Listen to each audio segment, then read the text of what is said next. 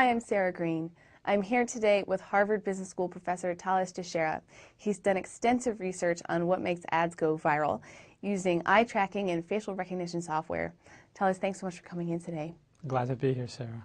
So tell me how ads today need to be different than they needed to be in the past to be successful.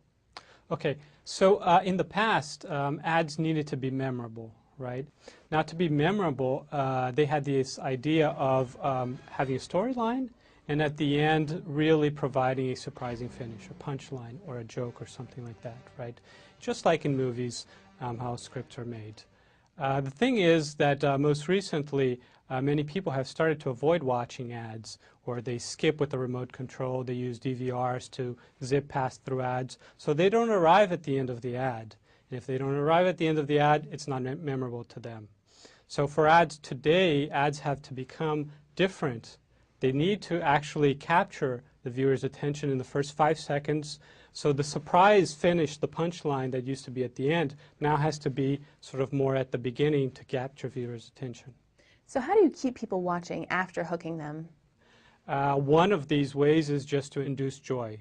If people feel happy, people feel humor, they're excited, they're interested, they're more likely to watch the ad until the end. Now the way to do it, you would imagine that, well, provide the most amount of humor and people are going to be more happy about it, they're going to watch the ad until the end.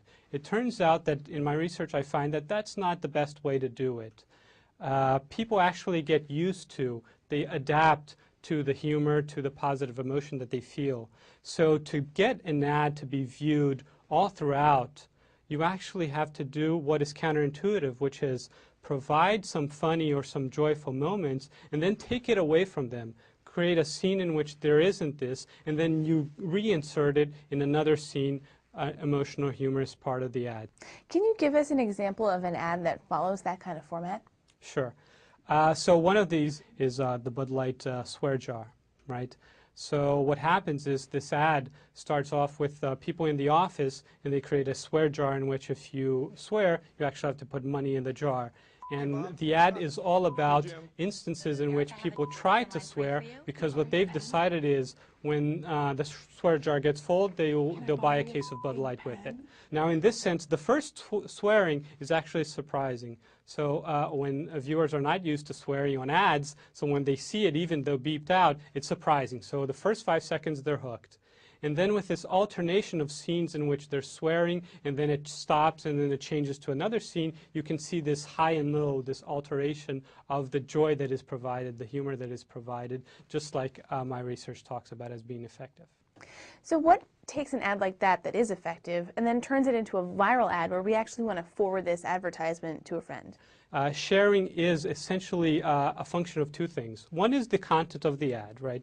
Some types of ads are more likely to share.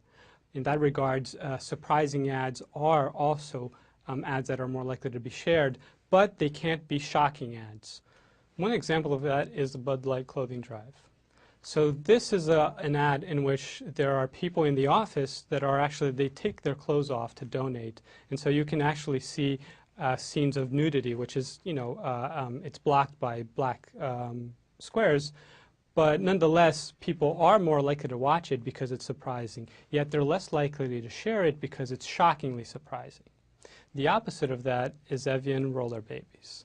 What they have is a bunch of babies that are computer generated that are doing stunts with rollerblades. That's surprising, but that's not shocking. So the last element is actually that not just content fosters sharing, but people's motivations also foster sharing. So that's important because there's two basic types of motivation. One is people's altruistic motivation to share, right? I see an ad, I like it, I find it funny, and then I want to share it with you because I think you will enjoy it too. But it turns out that we find from our research that most of the sharing happens through a self-interested reason. Not altruistic, but self-interested. People share ads because they want to appear sort of socially, they want to gain social capital in the process of sharing it, appear as though they found something new, interesting, and insightful. It's all about them, not about the receiver. Well, Thales, that's fascinating research. Thank you so much for talking with us today. My pleasure.